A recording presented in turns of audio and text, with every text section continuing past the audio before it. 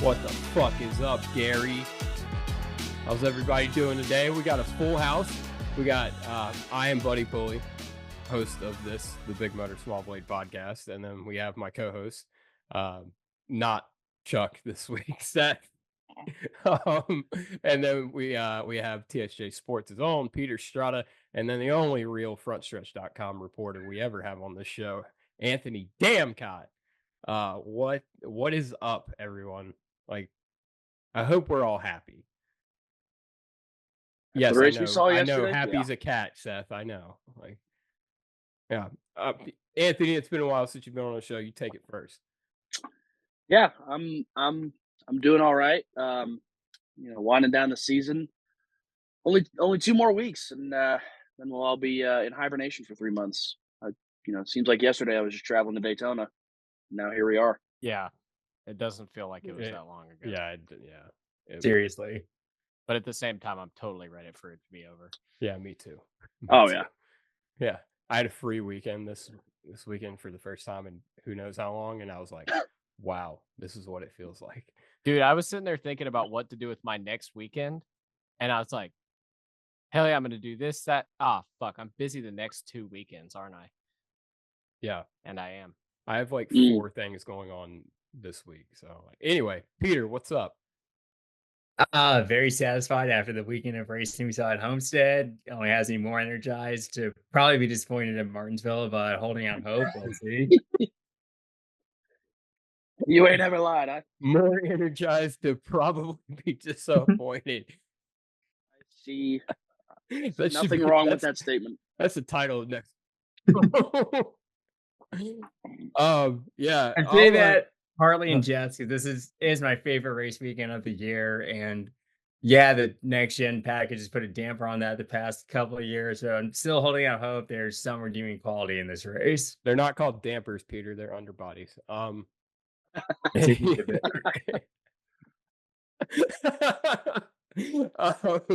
Anyway, man, I tell you what, you if you guys like yesterday's race, you're gonna love what you see at Phoenix in a couple of weeks. Sure. Yeah. Sure. Yeah. I simply just hope that the Xfinity race this coming week does not devolve into a complete mess. Dude, okay, Austin Hill's locked in, so it probably won't at least. And Sheldon Creed is out of the playoffs, so maybe Sheldon could win one.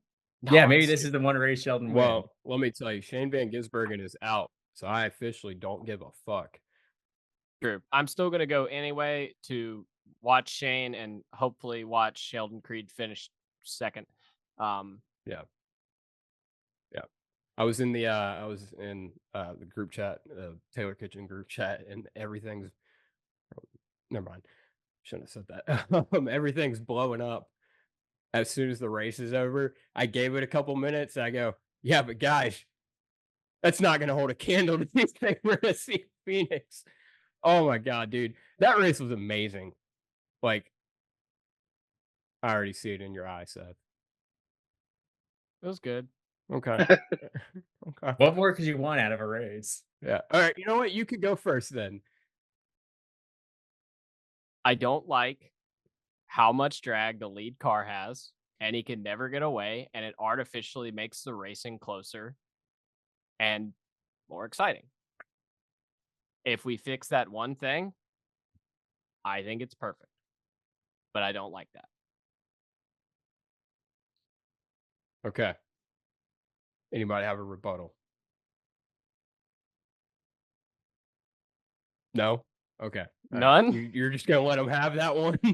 Like, do we agree? I'm guessing because I think it's stupid. Like, I think it's just you hate the next gen car, and this is the one thing you could find that you hated about it this week. Probably. Yeah. No, I mean, you're right though. I think I don't know about the drag, but more horsepower, I mean, would make the race better. But yeah, I mean, certainly. Still though, Homestead, we said a couple of years ago, Homestead's still OP. Lack of horsepower or not, this is significantly better than the 550 package was here. I would not say significant. No. I would say significantly better. I was at one of those 550 races, and it was really disappointing. Okay, maybe I have to go back and rewatch those. Yeah. Okay. All right. So we got that out of the way. All right. Everybody else, take it. God, I just sucked the life out of the room here. All right. Go ahead, Peter.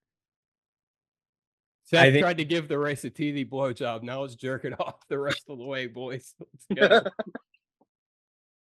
I'm still a proponent of taking the underwing off these next gen cars just to throw something different at teams for next year, because I think we've hit that point where teams are too dialed in with this package, and I would like to see some change over the off season. I think taking every underwing, loading them on a SpaceX rocket, and launching them into the sun would be a good idea for the off season, but nobody pays me for my ideas. Hey man, once these sponsors kick in, we won't pay you either, but There will be a better consideration. Yeah. Anthony. Yeah, I mean, the race itself, I think, was probably one of the better Homestead races we've seen in a while. I think there was a reason why it wasn't, it kind of lost its place as the championship race. But that, like the race we saw this weekend, should be proof enough as to why it should go back to being the championship race, or at least be part of, if they want to rotate the finale, that Homestead should absolutely be a part of it. I don't think there was ever a moment of well, I guess there were a couple moments of where people could probably pay less attention and not be lost when they refocus, but I mean, those last couple. I mean, it was probably one of the most natural races I've seen play out this whole season. In my opinion, I mean, overall, I thought it was fantastic. Yeah, I think Homestead races for the true racer and like the hardcore like race fan they've always been, they've always served, right? And the one thing that maybe was lacking for a quote unquote casual, not that we should really be catering to them, would be like, typically at Homestead we don't see the most exciting finish, but we just see a good solid race. And this we saw obviously a very exciting finish, and I think that it was the perfect way to, I guess, because a lot of the reason they moved it, at least this is what I'm under the impression, that they moved Homestead to March next year because they want to make a bid for the championship race in 26. And I think this could not have gone better for Homestead as far as sending off into that, journey for next year and the year after. So, I mean, just yeah, like you said, very natural race, and just from the drop of the green flag, it was, something to watch. And yeah, I'm glad that, yeah, there was a late caution, but at least it was a guy going for the win and not some jackleg and 59th wrecking for no reason.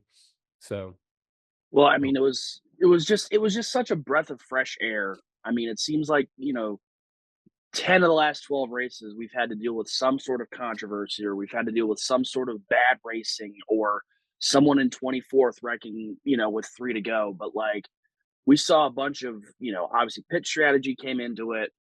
Like you said, buddy, the final caution, might have been irritating that we had a late caution, but at least it was for like the race for the win instead of, of some phantom debris caution, or, 27th, touching the wall briefly or something. yeah. It was just such a breath of fresh air to get as natural of a race as we got in a situation where, in one of those, it wasn't exactly, it's not Martinsville, it's not a game 7 race, but we got that game 7 feel to it, which just it made it serve as such a breath of fresh air for those who have.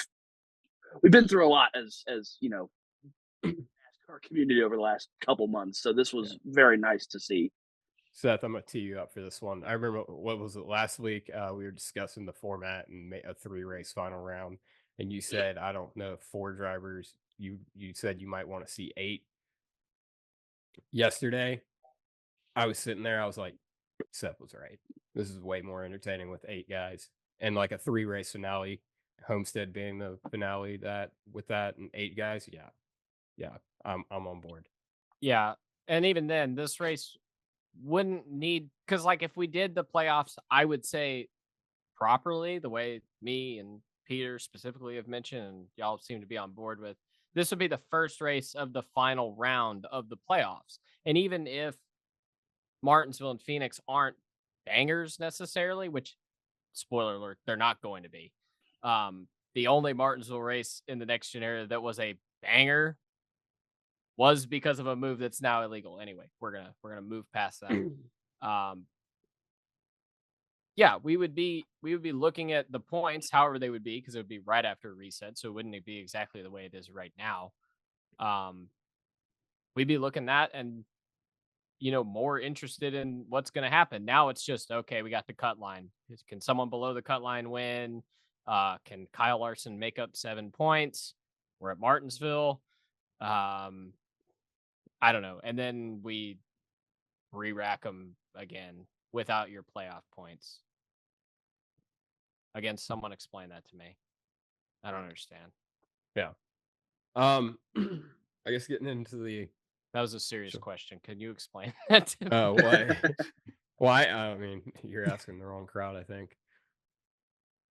So obviously, like, we all want Homestead to be the final race, right? Like, Peter or Anthony, both of y'all are probably have your ear to the ground more. Is it a legit possibility that we see this go back to Homestead in 2026? I think it was Harvick on his podcast this past week said that he would like to see Homestead, Phoenix, and Vegas all rotate as the final race. And from what I've seen or heard, excuse me, that could become a possibility, but I'm not willing to fully commit to that. How would they get Vegas in there? Or is that just Harvick wanting it that way? That may just be Harvick wanting it. I'm sure SMI would have to make some big concession, but I I'm think not Harvick teed up that like they get the NASCAR gets the All-Star race. Okay. Yeah. You know what? All I want is, if we have to keep this format, can we make whatever Joey Logano's worst track is, can we make that the first race of the round of 8? I see this as an absolute win. I don't know what his worst track is, but can we just figure it out and I mean, that's what he'll do. He'll figure it out. then he'll win? Yeah. Yeah. And then I'll be like, all right, never mind. Guy's goated. Like, No. No, he's not. no, he's not. But in the playoff format, which is super legit, guys. Yeah. Big fan. Even your Joey Logano is inevitable. That's Yeah. true. Mm-hmm.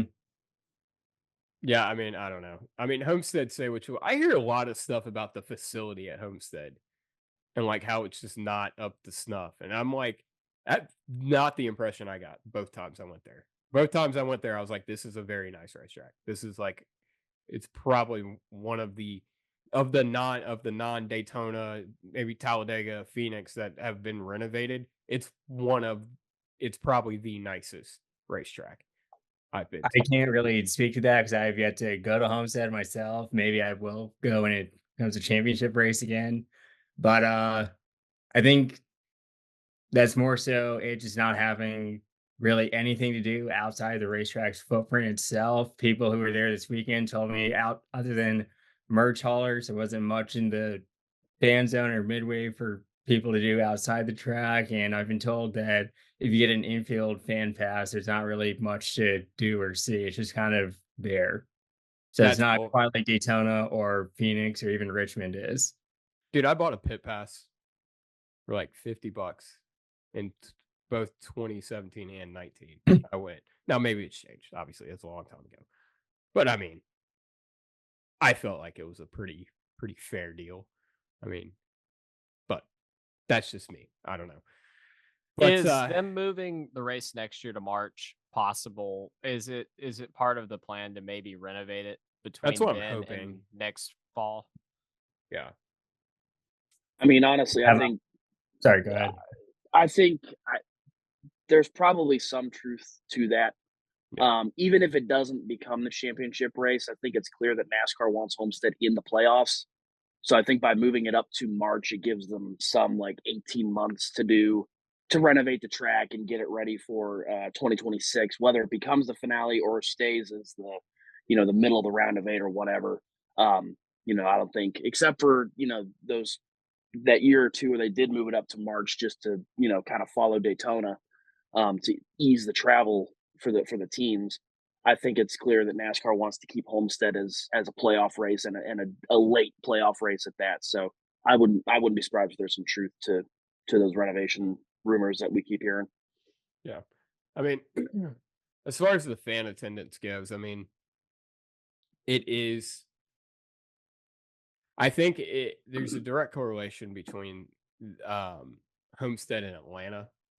Obviously Atlanta is, produces exciting racing now, and the stands aren't exactly packed. And a lot of it probably has to do with the fact that it is Atlanta Motor Speedway or Homestead Miami Speedway, but yet they're 45 minutes outside of the major city that they're named after. So I think that hinders it definitely, because instead of the 360-degree reach that you have, Homestead, I mean, it is it is literally the southernmost point in the United States, so you're limited as far as the radius goes. So I think that definitely hurts fan attendance. But I mean, it's a championship race for however long. Like, there's got to be a way to pull fans here. Was the attendance ever anything that was talked about when it was the championship race? Because I don't remember it looking bare. No, it wasn't. I mean, Okay. it definitely wasn't. I honestly think a lot of the fans were kind of pissed that they took the race away from them. I mean, because it had been Yeah, I mean, everybody no one liked showed it. up in 2020, so What, Seth, you're exactly right. Yeah, you know who was gonna show up? Me. the 2020 spring race. Yeah, we were gonna were? go because Junior was running the Xfinity race. Yeah. Yeah. Oh, dude, I'm still pissed about that. Oh, Dude, yeah, you you want to haven't talk? seen Dale Jr. run since. No, I'm saying, like, you wanna talk about like just a selfish moment. I was like, I don't care about this fucking quote unquote pandemic. Like, I don't get to go to the fucking race. I think you and I said that a lot. Yeah, we did. We did. Like That was, every week. well, that was before I understood the gravity of the situation. I was like, I didn't dude, realize that people were like dying. I was like, I don't give a back fuck. when I was sitting there watching a Martinsville race on TV back before they ruined Martinsville, I was like, dude, you could tell me I have 100% chance of death going to this race. I would still go if they gave me the opportunity. Yeah, that was weird watching both of them on TV. Mm-hmm. Yeah. That sucked. I don't ever want to do that again. I don't care how bad Martinsville gets. I don't ever want to watch it on TV. I just again. want to do it on my own volition. Like, I've contemplated not going to the Martinsville race lately.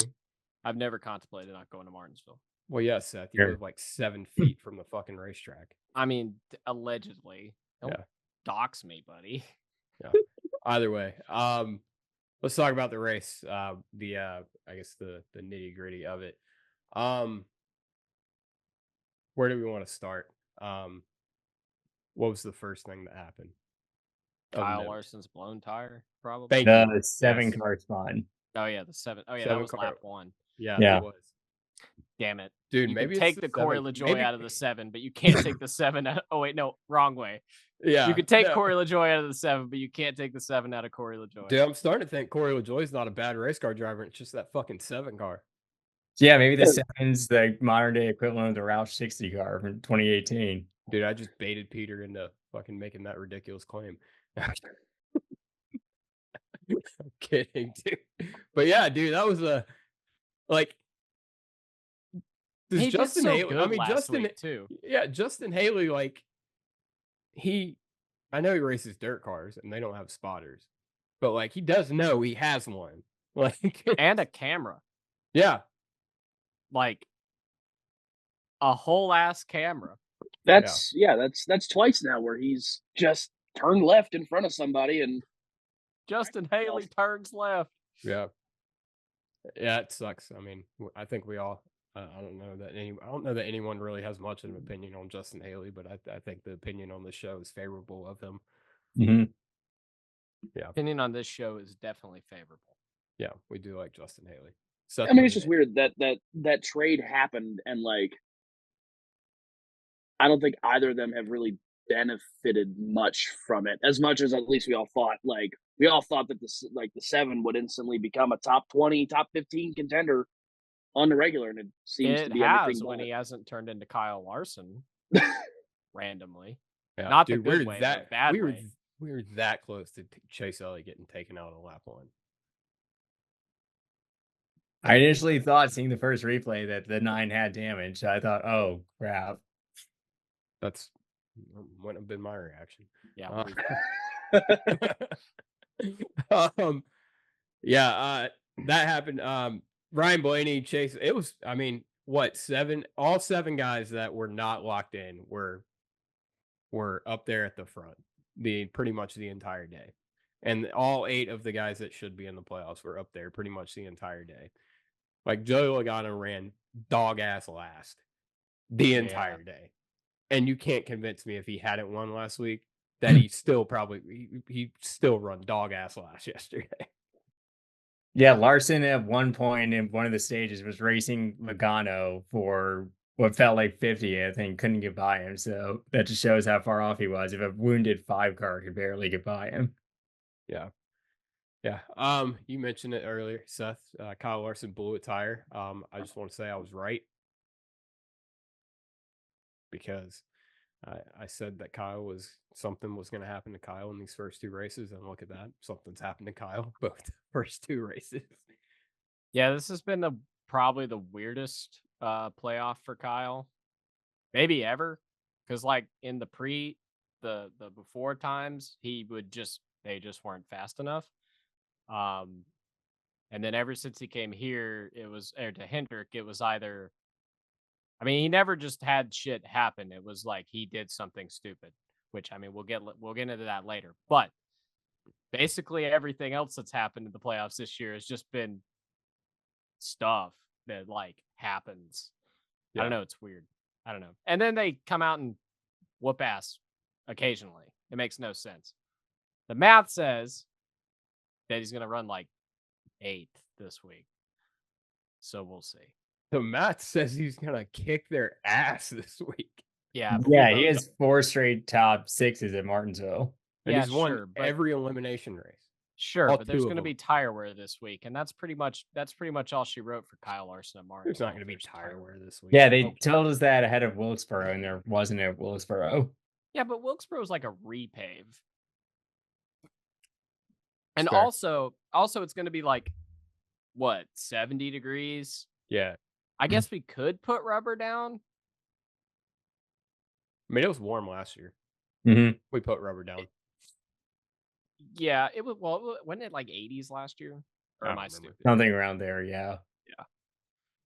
Anyway, I don't know. Either way, we'll do this. We'll go through the playoff standings, and then we'll talk about the finish of the race, because I mean, other than just god tier racing, I mean, there wasn't many pivotal moments to talk about. Tyler Reddick obviously won the race. He is locked in. Joey Logano still locked in. I guess that hit I took out on him didn't pay off. Yet. Shit. Yeah, yet. I should probably not say things like that. Christopher Bell is 3rd, plus 29, and then we get to the pucker factor area. William Byron is plus 7 in 4th. Kyle Larson, who came in plus 35. Plus 35. He coughed up 42 points. Wow, that's quick math.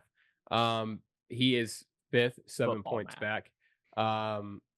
Denny Hamlin is now 6th, 18 points back. Ryan Blaney is 7th, 38 points back. Chase Elliott is 8th, 43 points back. Chase and Ryan led, I think both of them led the most laps of anybody yesterday. I think so. Yeah. Yeah. So, I mean, I did not expect that speed out of Chase Elliott. I'll tell you that. Mhm.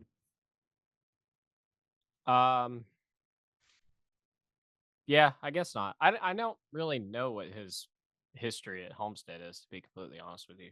It's nothing spectacular, and Elliott, I believe Texas this year is only his second ever win on a mile and a half. So these aren't usually his bread and butter tracks. And Homestead on top of that, it's its own animal. He's not known for necessarily running the wall or anything there. Well, it's just like it was just out of the blue because they haven't had that kind of speed. It's normally like they just grind away at a top 5 or 10 finish, and he had all out speed, but he still hasn't. He still doesn't have a. He's still not able to put a full race together at the front. Didn't they say last week for Vegas that they had gone to the 5-car setup Yeah. and they were noticeably faster that Oh, yeah. week too, and just happened to get caught in Martin tricks Right. forgetting how to drive. Yeah. So I'm betting that they did the same thing this week. It's clearly a better setup than whatever they were doing before. Yeah.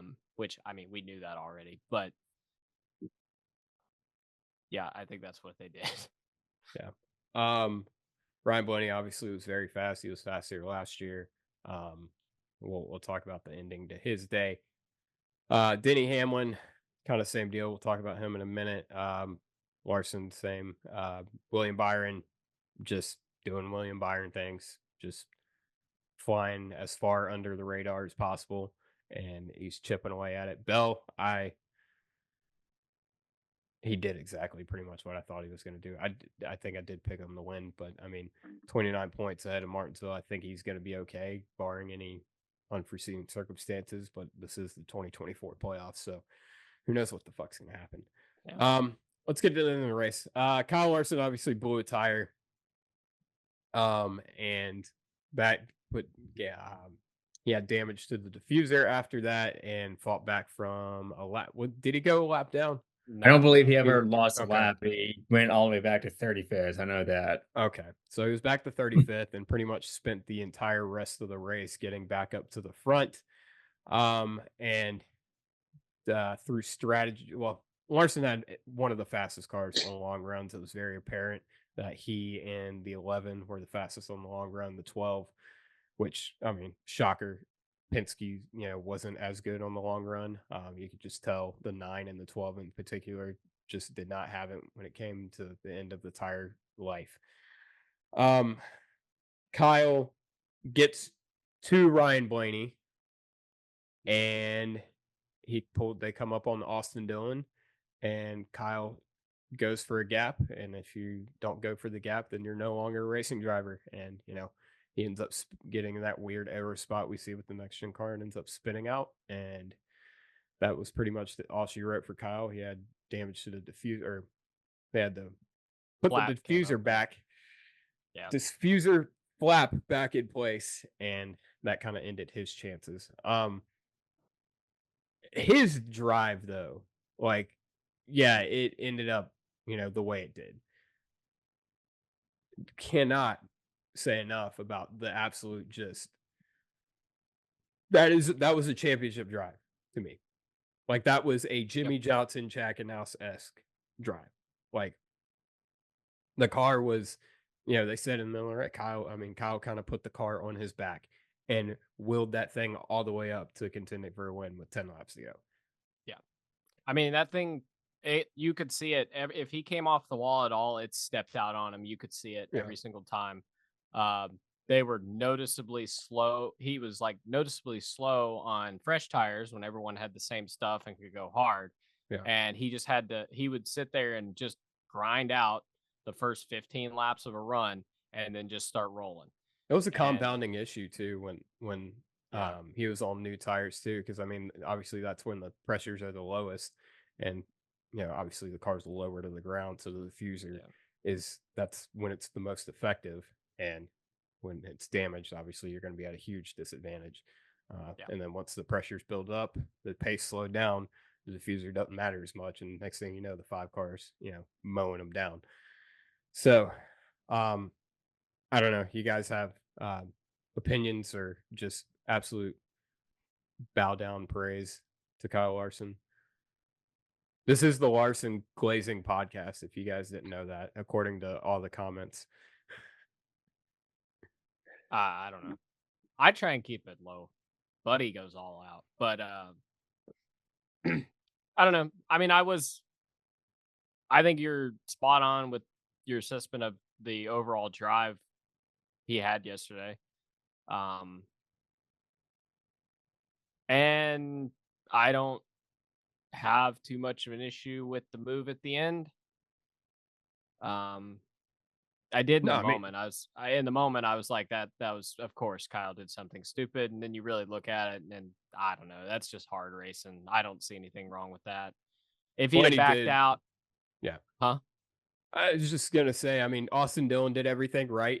All we ask out of lap cars is to hold your line. Austin Dillon held his line. Blaney did everything he needed to do. He didn't put Larson into Dillon. He gave him exactly enough room. So I mean, it's just this quintessential racing move, in my Yep. opinion. It reminded me a lot of the Kyle Busch Chase Briscoe incident a couple weeks ago at Kansas, where you could make the argument, yeah, maybe don't make that move right there as you're passing a lap guy and live to fight another corner. But at the same time, both cars were pretty equal. And if you have a run, you got to take the run. So I see both sides. It's hard to kind of Monday morning quarterback and critique what Larson thought in the moment. I mean, if he didn't get him in lap traffic, he wasn't going to. It was too far deep into a run. He could not get off the wall enough to be able to carry enough momentum to make a pass. So realistically, that was his best shot. Because, I mean, you think about it. They clear Dillon. He doesn't lose it there. He's on the outside. He's got him. Like, Yeah. He's got him. So it was the right move. It just didn't work. Anthony. Yeah, I mean, the credit to the 5 team. I feel like the drive that they had is quintessential Hendrick Motorsports number 5 team because, I mean, we've seen time and again, Larson either runs into an issue or has to start deep in the field because of, I don't know, speeding penalty, for example, something like that. And, they never throw in the towel. They're never bitching about something that happened and they get harped on that. I mean, stuff happens, and then Cliff Daniels is a great cheerleader, by the way. I mean, he has been able to keep the 5 team focused in times where maybe they probably rightfully so thought that their race was over. So for them to get back into contention after all that they went through in the afternoon, it's just, I mean, that's just the quintessential 5 team. And it kind of tells me that should Larson make the championship 4, watch out. Because not only has he won at Phoenix before, but I mean, that team always keeps each other motivated and focused. And if they can make the championship 4 and keep that same energy at Phoenix, I mean, it might be hard to stop them. Yeah. Nice hat, by the way, Anthony. Thank you. You too, buddy. Thank you.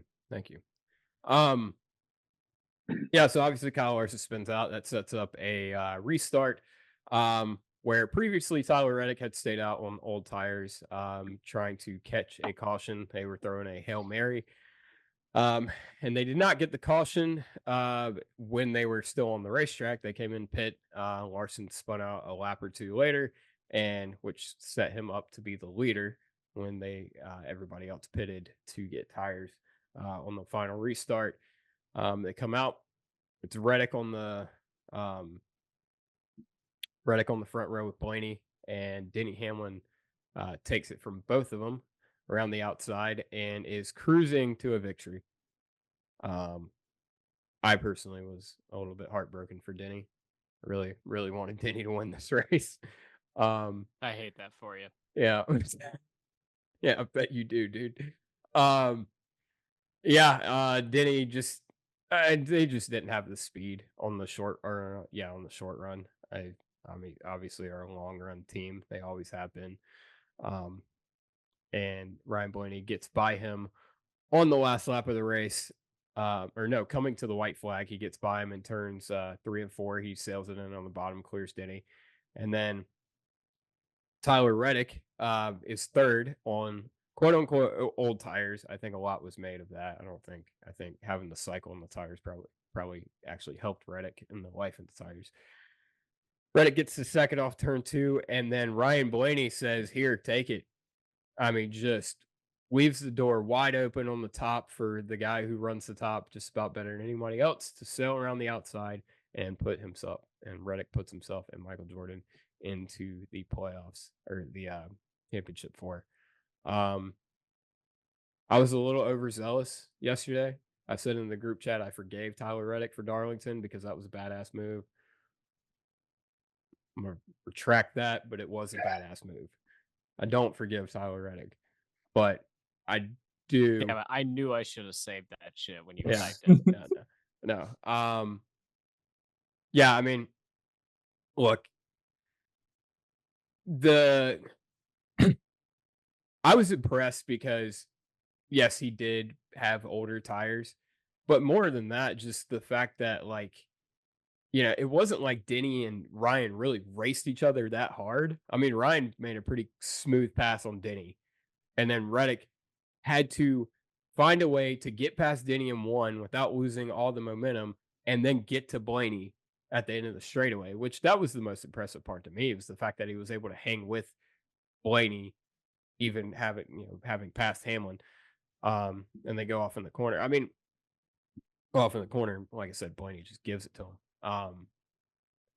It's just for me, I don't know. I think I think we're all on the same page. We don't exactly mind seeing Michael Jordan in 23-11 go to the Final Four with a shot to win the championship. I think Danny's got to get one somehow. yeah. Well, yeah. I know that's not the reason you gave Yeah, it, but dude. I don't know. That was just it was a badass move, and it's a badass situation, and just it is. I mean, you two down here at the bottom, like y'all got to be loving it for storylines. Yeah, I was secretly pulling for either the 11 or the 45 to make Phoenix just to continue the storyline and have a slim chance at needing either Steve Phelps or Jim France to hand over the Bill France Cup to one of the people he's currently in a lawsuit with. So there's still a 25% chance of that. We'll see if it pans out in a couple of weeks, but championship week and media day, I'm sure got just slightly more interesting. Peter, it's not a secret if you tell everyone.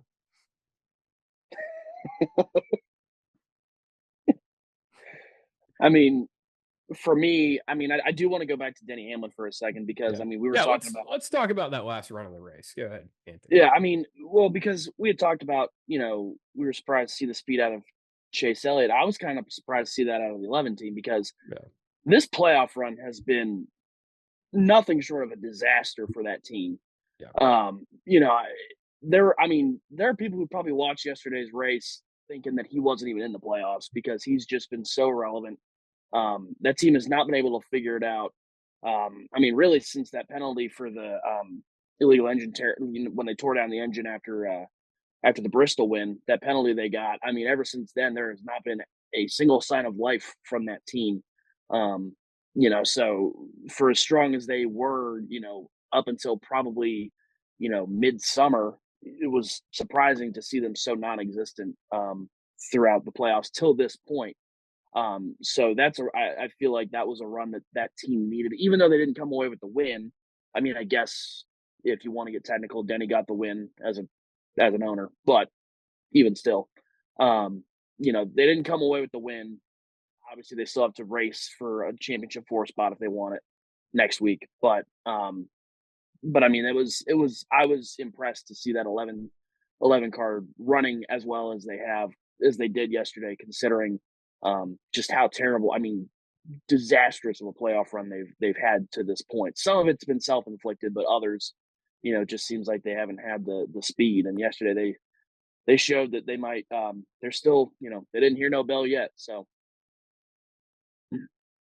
I had a realization during that. They've had the exact same season this year that Martin Truex Jr. had last year.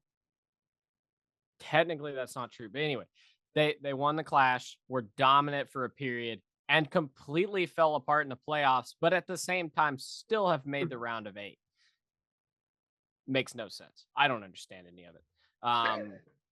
But I don't know. Yeah. Gibbs figured out a thing, and either way, it works out to where Christopher Bell makes it, and then the other guy just flounders.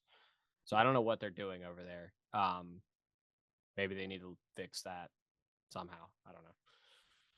I mean, just this finish of the race. I mean, it was that finish does not happen at any other. I mean, it can happen at other tracks, but I mean, Homestead being Homestead allowed that to happen. Allowed that last run of the race to happen. I mean, clean air is not as much of a detriment to the other cars and an advantage to the lead car because of the different lines to the drag. Although I will say, Seth, the leader didn't exactly get away too far in the Xfinity race. Well, at the end, I guess he did, but I didn't watch the Xfinity race. So okay, yeah, it was just fun because I mean, any one of these guys yesterday had a Bell, Byron, not as much of a factor, but I mean, Larson, Hamlin, Blaney, Elliott, Reddick, all had a shot to win this race yesterday. At one point, 5th, 6th, 7th, 8th in the playoffs, lined up 1, 2, 3, 4, which is, yeah, critique the playoff format all you want. That's what you want to see in this format, and especially at Homestead. Yeah, I mean, it was just, I mean, just a good damn race. Like, just a fucking incredible ending to the race. Like, I don't know. It was one of the, like, I didn't really have much of a dog in the fight, and even the dog I did have in the fight was a little bit was Denny Hamlin, and he lost, and I was still like excited and like fucking vibrating with excitement after the race. does it take anything away with the way it happened? What do you mean? Like Ryan Blaney just failing at the end of the race? Like I'm nothing. No, Obviously, hang on. Yeah. Tyler Reddick ran literally a perfect lap. There's no doubt about that. But he doesn't even get the opportunity to run that perfect lap if Ryan Blaney doesn't like leave his brain on the floorboard and leave the entire top lane open. It's an asinine move in the moment, not in hindsight. In the moment, it's asinine. I mean, we already saw Chris Buescher do this, leaving the top open for Kyle Larson at Kansas. That didn't work out too well for him. I'm glad you brought that up. I was going to say this finish reminded me just about mirror image of that, leaving the top open and letting Mr. Highline just cruise on by. Like, I mean, he left the lane open so far that Tyler was by him and he couldn't even dump air on the spoiler. Like he could do nothing. He lined up so far down. Like nothing. Again, the finish was great. Yeah, that was terrible though. I do agree with it. I'd be curious to see the SMT data to just see how hard Blaney sailed it off into the corner, because he made it seem like he went as hard as he could into that corner, harder than he ever had all day, and Reddick just dusted him. I mean, it definitely is a little bit. It's I've been on a Star Wars kick lately. It's like when Obi-Wan fucking flips over Darth Maul, and Darth Maul just stands there and lets Obi-Wan chop him in half. That's kind of what, that kind of works out because it's Ryan Blaney too we're talking about. But he was definitely the Darth Maul in this situation where he just kind of let himself get killed. But I mean, he wasn't killed there. Oh yeah, they retcon that later. Yeah. Yeah. Well, whatever. Disney Star Wars doesn't count unless it's Rogue One. It's all I said it. Star Wars. Star Wars is however many movie trilogy, and it has like 2.5. However many movie trilogy. Yeah. I don't know. Saga, whatever the fuck you want to call it. I don't care. Either way, no, it does not. It is not diminish the finish just because of as I said before, just what Reddick had to do to even get to that point. I mean, it was just a hell of a drive. Anthony. Yeah, I mean, you can question why Ryan Blaney basically parked himself in the middle. I don't know if he thought that Reddick was going to dive bomb him on the inside, and he wanted to take that lane away, despite forgetting that Tyler Reddick can basically wall ride without wall riding and easily win the race that way. But also, you have to think about the fact that Reddick never gets that chance if Kyle Larson doesn't spin out. That late caution, I think, benefited Reddick more than people are discussing. Well, yeah, Oh, he it was gonna absolutely finish did. Yeah, like but 25th or yeah, 20th, that's wasn't he? true. That's true. But also, he doesn't. If he doesn't get on that strategy, if they don't make that call, and he runs the same strategy as everybody else, Larson can spin out or not. He still doesn't get the chance. So I mean, that team, Yeah. that team put themselves in position to win that race in every Mhm. aspect of it. Yeah, no, this was, and also, like, we talked about it earlier. It wasn't like, Reddick was a whole lap or two to set up his move on the 12. It was, he had to find the way around Denny Hamlin first. And basically, once he got by him, he had 8 straightaway to figure out what he was going to do. And you know, obviously Ryan Blaney, he even said he probably is going to think about that one and wants that back. But, I don't think the thing is, I don't think you can be too safe going to the High Line. At Homestead specifically, I think, even if you think that the 45 is going to dive bomb it, I don't think you can be too careful ripping the top and you relying on your momentum. Now, Because even if he I think, does clear you, yeah, you can try to he'll have cross more under of a him. minimum. Yeah. Yeah, you oh, can try to cross under him, and we can have a photo, one of them classic Homestead photo finishes. So, um, the yeah, only thing I can think of is that Blaney had Darlington in the back of his mind. He didn't want to get put in the wall like Busher did. That's the only thing that I'll give him a little bit. I mean, because it's the same I'd guy. rather lose that way than the way he did, though.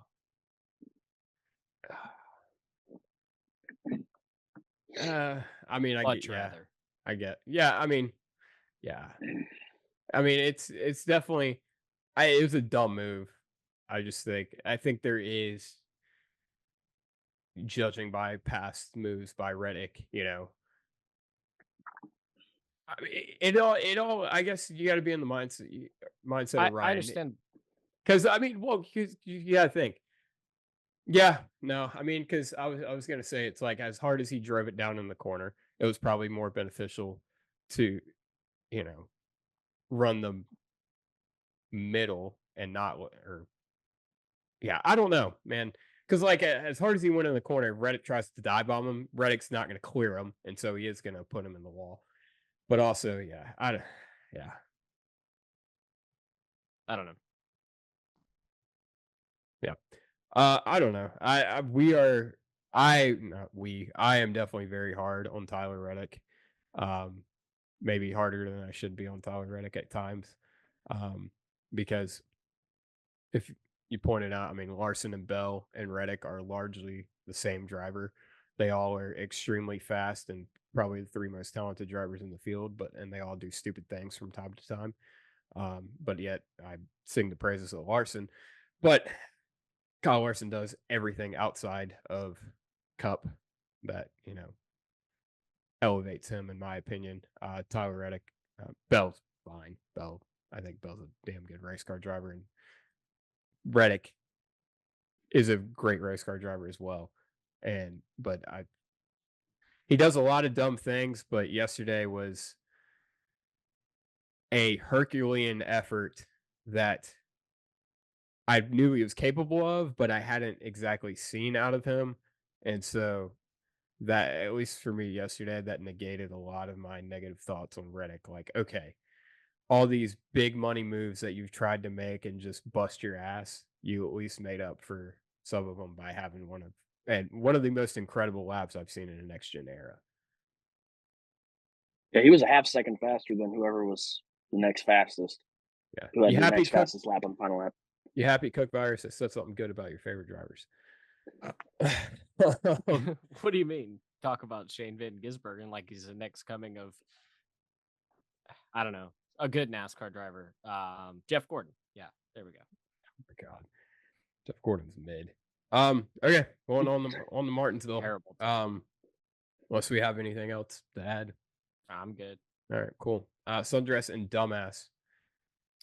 Sundress. I'm gonna go with the other big Hail Mary make of the season. I'm gonna go with the Washington Commies.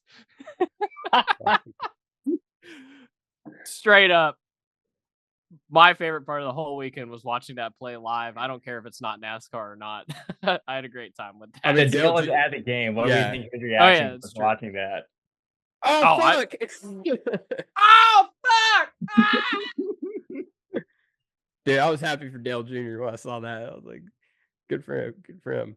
The best part was the Chicago corner in the corner of the end zone, taunting the fans, running over and actually being the one to tip the ball back to the receiver.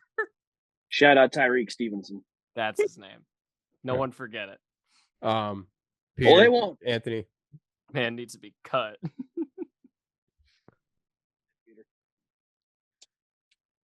Peter, you got Sundress?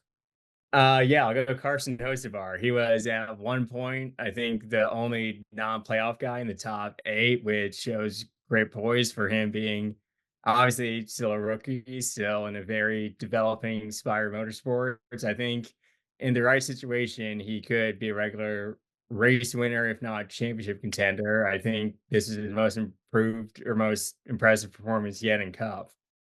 Fuck it. Take Joey out. Put Carson in. It couldn't be any more legitimate. So it couldn't. Anthony. Well, they're the same height just about, so we don't have to change the seat. Yeah. My Sundress. I'm gonna go with AJ Allmendinger. He is somehow. I mean, he is really, really good in the next gen Homestead. Yeah. He is tied with Christopher Bell for the best average finish at Homestead in the next gen with I think it's like 5.3. What the fuck? He's the only driver to finish top 10 in every next gen race at Homestead. Part-time, full-time, doesn't matter. Apparently, he and Collick, that 16 team apparently have Homestead figured out in the next gen. He might win the race next year. Who knows? Let's not get that carried away. But I mean, he's really good at Homestead, and regardless of why, I mean, it can't go unnoticed. It makes no sense knowing his background or his strengths, but just somehow 3 years in a row he's found a way. Mm-hmm. Yeah, I'm gonna go with a true underdog, true underprivileged and underappreciated human being. Michael Jordan. I almost picked Michael Jordan because his emotion after the race was awesome. I mean, that's what we need in NASCAR. Like we need that from anybody really, but to be the biggest star in sports ever, pretty much. And then also for the fact that he's suing NASCAR and they just made the Final Four, and he gets to yell and scream and talk about how great his team is on live TV. So inspection was really fast this week. I was impressed. I mean, inspection was complete like an hour and a half. I thought we'd be like recording this still waiting for inspection results. They know they can't DQ them. Yeah. Dude, that car could have been so fucking illegal. They can't do it. Hey, hang on. I gotta check something because I checked this morning and it was not this. Hang on. It definitely wasn't illegal. They weren't fast enough for it to have been illegal, but oh no, Chase Briscoe was pretty fucking illegal that one time he ran 50th. Yeah, so you would think NASCAR would want that interview from Michael Jordan on their social channels. That is nowhere to be found on NASCAR social channels. Really? I went to look for it because I was like, I want to see that interview again. Nope. Nope. I can't say I'm surprised. Yeah. NASCAR picking a fight with Michael Jordan. Great job, guys. Yeah. Dumbass. I'm gonna go first on this one. I'm gonna go Connor Jones. Took mine. Yeah, Truck Series supremacy. Let's go. Well, no, hang on, Peter. That could be like universal. Yeah, no, right. Yeah, that may be dumbass of the year contender. Honestly, contender. Dude, I had a driver at Wilkesboro last week say to me, I was I was talking to him and I said, it seems because Connor Jones obviously won the last two Cars Tour races of the season. And I was like, it seems like after his wreck, because he had a pretty bad wreck at Hickory, I said it seemed like it might have scared him a little bit and he got his head on straight. And this driver said to me, he doesn't have enough brains for him to get scared. And I was like, huh, all right, that's strong words. I mean, I thought he was doing better. And you know what? I was 100% wrong. He's still a fucking idiot. Connor Jones, welcome to the big show. Yeah, That was All that of was America rough. now knows about Connor Jones. dude. That was I rough. mean, yeah. Should I do it, or am I? You think I'm gonna say something stupid? Like what an idiot. Wrong show, but what a dumbass. There we go. There you go. Fucking moron. What an un-Gary. Yeah. Very un-Gary. All right, my dumbass is y'all are gonna be shocked. Ryan Blaney. Good God, run the wall next time. If Connor Jones didn't do what he did, then yeah, it probably would have been Ryan Blaney for me. God. I'm not even like I picked the man. I'm not mad that he didn't win the race. I'm just mad that he like gave it away. And then like got out of the You can car. I have was it. like, got out of the car. I was like, what happened? Yeah, I'm so confused. quote unquote champion. That's what the trophy says. Anthony. I'm gonna go with Ross Chastain in the number 1 team. Entering the weekend, they posted the second fastest time in practice, and it seemed like it was going to be a good weekend. And then they ran, I think they finished 33rd on just pure pace and Yeah. nothing else. I don't know what happened over the course of the weekend. I don't know what's going on at Trackhouse, where they had 2 cars in the playoffs first year of the next gen, like solidly competing for like round of 8, championship 4, and now they like struggled to even make the playoffs this year. I could tell. I don't know you're what's really confused. I mean, it's they had the next gen figured out before everybody else. Really, I mean that's really what it boils down to. But Dude, like, I'm about to blow your mind. I'm gonna defend Daniel Suarez here. what? No, no, well, wait. no. Well, okay. So no. Fuck! In all honesty, they got fucked on the last 2 pit strategies. They were on the wrong end of both, and he still got back to 16th. They probably could have had a top 10 day if Mhm. the strategy didn't go left. Because Which is why. Yeah. That's why I did. What way did you want it to go? Right? That's the wall. Ryan Blaney should have gone right. Apparently, that was the right way to go, Seth. No, he Which just is needed why to go straight. Which Sorry, is Anthony. why, buddy, that I didn't say Trackhouse as a whole, because the 99 team ran pretty. I mean, they didn't run 500th the entire race. I mean, the one team unloaded. One team unloaded second fastest in practice, and then ended up 33rd or something on just pure pace The and nothing else. 99 team ran. They qualified in practice bad, and they actually got better in the race, which is new. What were you laughing about, Seth? I love how every time we do this, we just add more numbers. Yeah, I It's started like- with 50th something, and then We're Peter, up to 500. I'm loving this. I wonder how far we can go with this one. Yeah. Let's see. Who did you pick? I don't remember who I think. Did I pick Bell? Yes. Damn it! I Hang picked on. Reddick last week and Bell this week. Fuck. Dude, Peter, I was half a lap away from being 2 for 2 in the round of 8 after not picking a single win right all year. Yeah. Peter. I'm just trying to remember. Did I pick Bell last? I can't remember who I picked last week. It doesn't matter. Anyway, I was going to say Blaney when someone took Connor Jones as a dumbass, but I guess I'll just go Joey Logano. I expected something more than running 432nd all day. Oh, no, you got to make it more. Oh, No. I forgot Peter hadn't done his dumbass yet. My bad, dude. Yeah, all good. All right, Yeah. new dumbass, Buddy Pulley. Yeah. Hey, man, I wasn't even in the race. I didn't quite run 500 though. Like, At least you weren't Ross Chastain and Joey Logano battling for 874,137th. They might as well have been. Come on. I mean, yeah. Might Where as do we well. think Joey's running next week? 87,432nd. Joey's gonna like break a I don't know, track bar His on like strap lap on? 4, and they're Oh. just gonna go, "Ah, darn, we're done, boys." Right. Ah, frick, Ah, guys. frick! Fred. Push the fucking thing! Pull me! Fuck! Dude, We broke a somehow, track bar tab. dude, somehow, some way, Joey Logano is gonna what's it called? I lost it. Sorry. They're gonna be 7/10 on the field at Phoenix in practice. Be prepared, y'all. They don't even have track bars anymore, do they? No, they don't. Yeah. Oh, whatever. See, that's They even still better. could somehow. That's even better. They're gonna break a track bar. That was gonna be my joke. I was gonna say he's gonna somehow break, and now I couldn't think of the part, and I was like, wait, no, it's a track bar. That's what I was trying to think of. That didn't even like occur to me that they. Yeah. Wait, what do they have now? The transaxle. Transaxle, independent rear suspension.